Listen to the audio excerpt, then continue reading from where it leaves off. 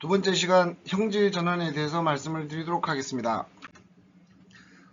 전체 실행 과정에 대해서 설명을 지난 시간에도 드렸었고, 그리고 이번 시간은 첫 번째 형질 전환에 대해서 설명을 하도록 하겠습니다. 여러분들이 이걸 바탕으로 실험을 진행하면 됩니다. 즉, 다시 말하면 우리가 생산하고자 하는, 즉 프로테인 A를 인코딩하고 있는 DNA를 세포에다가 집어넣어 준다라고 생각을 하시면 됩니다. 그래야만 우리가 원하는 프로테인 A를 많이 생산할 수가 있게 되겠죠. 그 방법이 두 가지 정도 있는데, 여러분들은 그 열충격법을 통해서 형질 전환을 진행할 예정입니다.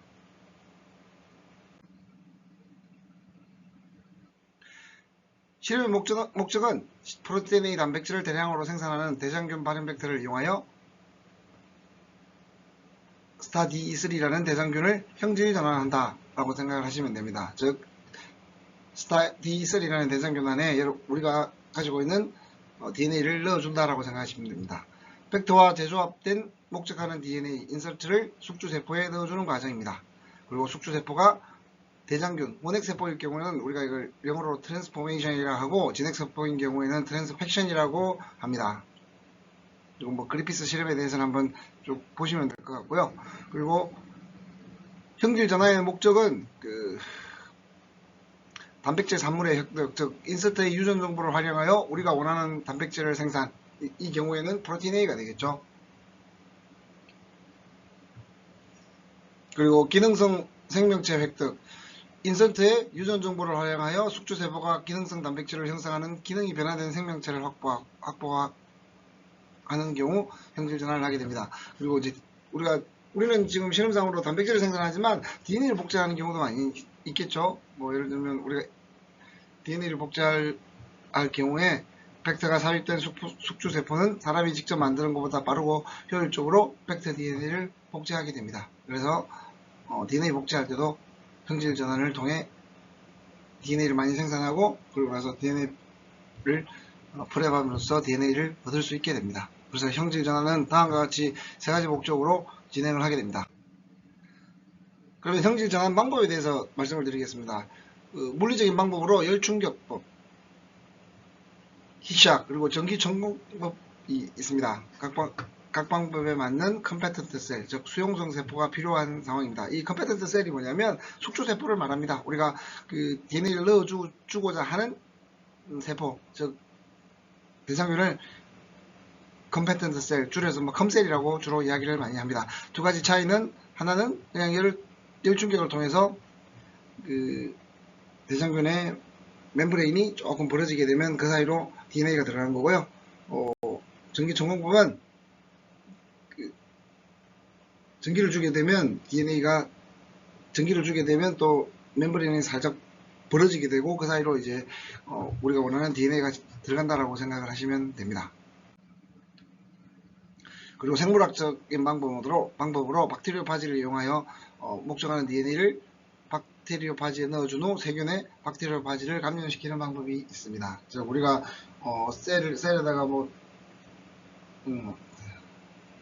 박테리오파지가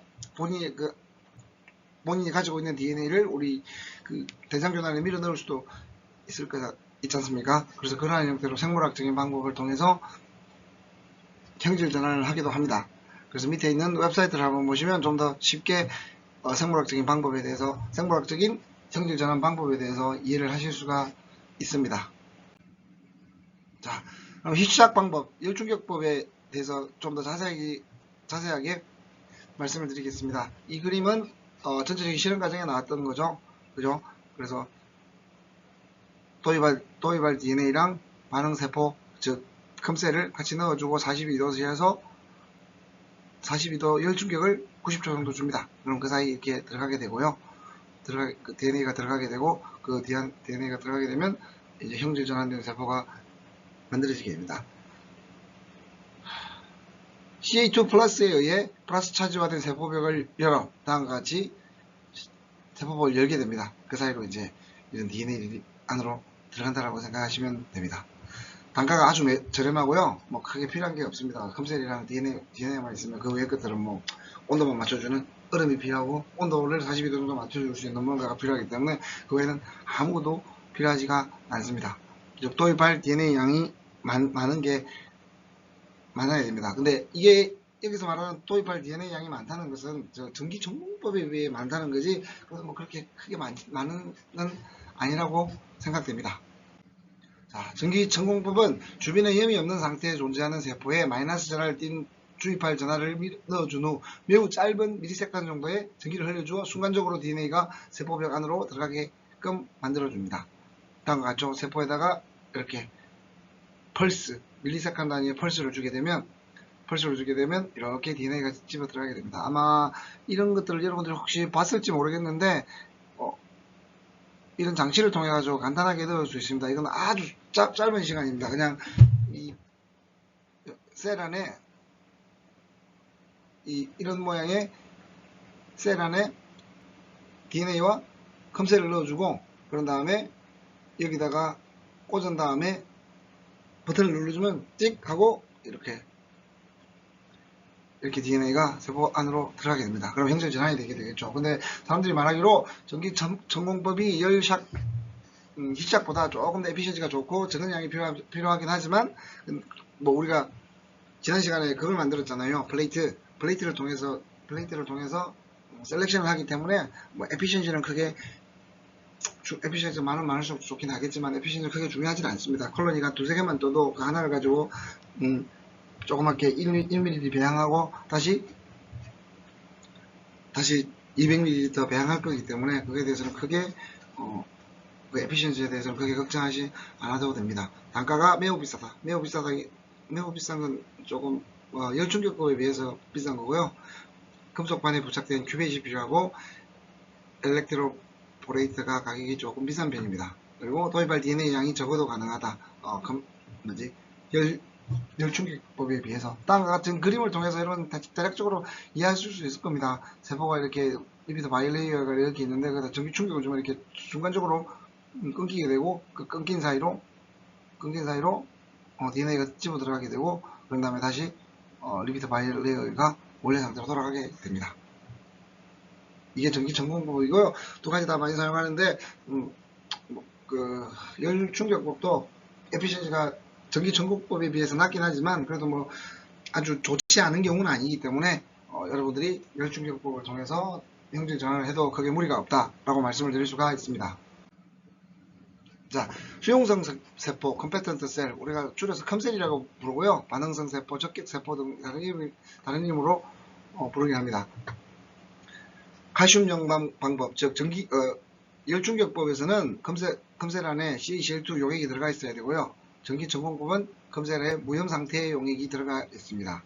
그래서 다시 일반 박테리아에다가 CaCl2를 처리하고 플라즈미드를 넣어주고 처리를 하면 다음과 같이 된다라고 생각하시면 되고 전기 전공법은 열처리 이런 것들이 아니라 그냥 이 상태에서 전기를 주면 순간적으로 DNA가 밀려 들어간다 라고 생각을 하시면 됩니다. 자, 컴패턴트 셀의 종류. 우리가 아까 그 형질 전환하는 목적이 세 가지였잖아요. 근데 그 중에 하나는 제어시키고 하나는 DNA를 복제하고 하나는 단백질을 복제하고, 그리고 우리는 단백질을 복제할 때 그냥 단백질 복제하는 걸 쓰지만 일단 컴셀의 종류에 대해서도 생각해보면 DNA 복제용이 있을 거고 그 다음에 단백질 생산하는 용이 있겠죠. 그래서 이 DNA 복제용 컴셀 같은 경우는 유전자 돌연변이를 일으킬 수 있는 효소들과 DNA 가수분해를 일으킬 수 있는 효소들이 결여된 세포라서 세포벽 조성의 변화를 일으킬 수 있는 유전자들을 통해 형질 전환 효율을 높인 것이 특징입니다.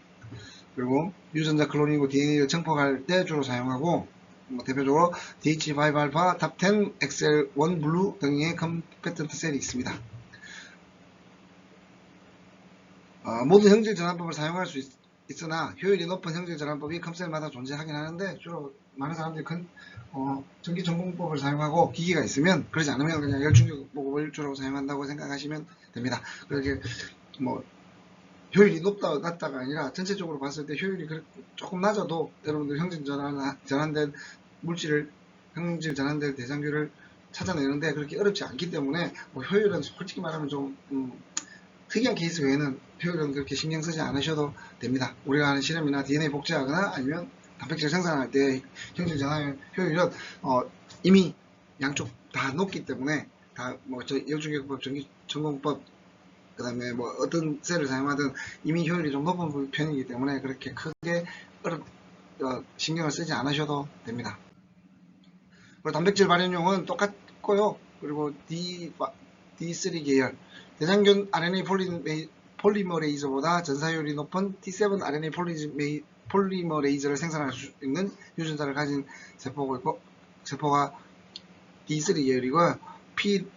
레어 계열은 원핵생물과 진핵생물의 코돈 선호도를 기반으로 대장균에서 선호도가 낮은 코돈들의 tRNA 생산을 유도하는 유전자를 가진 세포입니다. 그리고 오리가미, 다시 말하면 이 세 개를 통해 가지고 그 단백질 발현용으로 많이 된다라고 말씀드릴 수 있습니다. 우리는 스타 D3였잖아요. 그죠? 우리는 이 D3 계열을 사용하게 될 겁니다. 선별할 수 있게 됩니다. 그리고 레플리케이션 오리진, 그러니까 플라즈미드 자체도 복제할 수 있는 능력이 있어야 되겠죠. 그래야 많이 만들어지면 많이 만들어질수록 단백질도 많이 만들어지고 DNA도 많이 만들어줄 수 있기 때문에 그래서 플라즈미드 스스로 복제할 수 있는 능력을 제공하는 레플리케이션 오리진이 있습니다. 락지, 이것도 블루 화이트 셀렉션이 가능하게 하는 유전자인데 필수는 아닙니다. 이거하고 지금 안티바이오틱스 리지스턴트 진하고 비슷하다고 생각하시면 되고요. 여기서 보면 락지 같은 경우는 이 DNA가 들어가면 블루, 안 들어가면 화이트로 나타나게 됩니다. 그래서 이거는 이미 우리는 안티바이오틱 리지스턴트 진으로 셀렉션 하기 때문에 이거는 있어도 되고 없어도 되는 거라고 생각을 하시면 됩니다.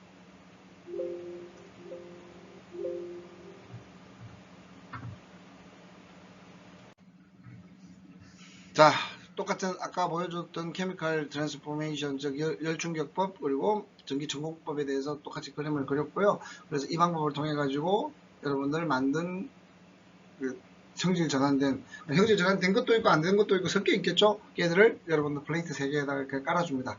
그래서 이 모양의 갈고리를 이용해 가지고 고체 배지에 스며들도록 문질러 주면 됩니다. 그런 다음에 하루 동안 배양하고 콜로니를 관찰하게 되고 콜로니가 제가 어떻게 관찰되는지 설명을 드렸죠.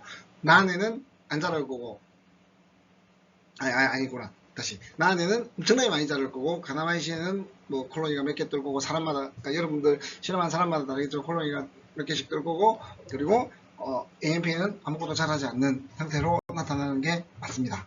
그렇게 된 다음에 여러분들이 그 다음 시간 이제 소량 배양으로 넘어가게 되겠죠. 자, 그리고 이번 시간에 필요한 것들은 플레이트 3개 이미 있었죠. 그리고 스프레드가 필요하고 배양기는 실험실 뒤쪽에 있고, 전기 전공기, 이거는 여러분들 전공기는 사용하지 않지만 만약에 실험을 하게 된다 그러면 필요한 게 되겠죠. 항온 수조 또는 온도 조절기가 필요합니다. 그리고 얼음이 필요하고요. 42도씨로 유지하기 위해서는 항온 수조 또는 온도 조절기가 필요합니다. 그리고 DNA, 컴셀, 에펜튜브, 파이펫 등이 필요하게 되겠죠. 자, 열중격법에 여러분들이 실험할 겁니다. 자, 0.5에서 1나노 그램 퍼 마이크로리터 수준의 플라즈미드 DNA를 준비한다.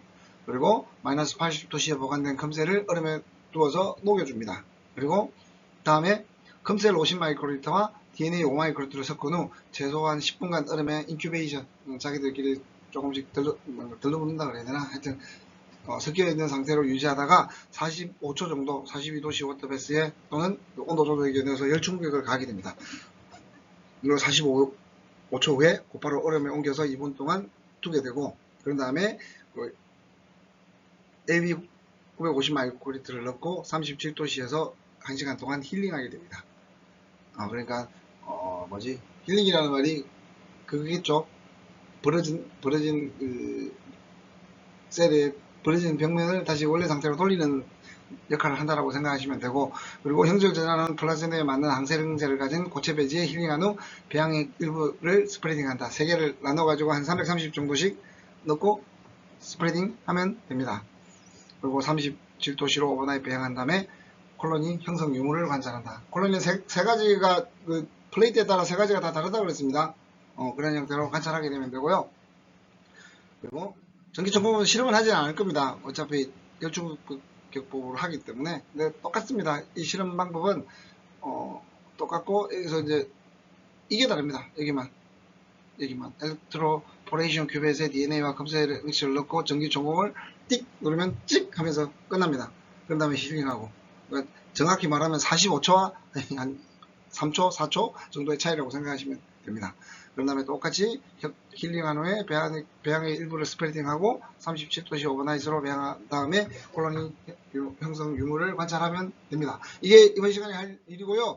그 열충격법에 대해서 다시 한번 숙지를 하고 그거에 맞는 어떤 실험 물질들을 준비해야 되는지 한번 확인을 해보고 제가 제공하는 것도 있을 거고 제공하지 않는 것도 이미 제공된 것도 있을 거라서 제공하는 것은 제가 새로 제공할 것은 DNA랑 여러분들 DNA랑 금셀이랑 제공할 거고요. 플레이트는 여러분들 맞는 거 있죠? 그 플레이트를 이제 어디지?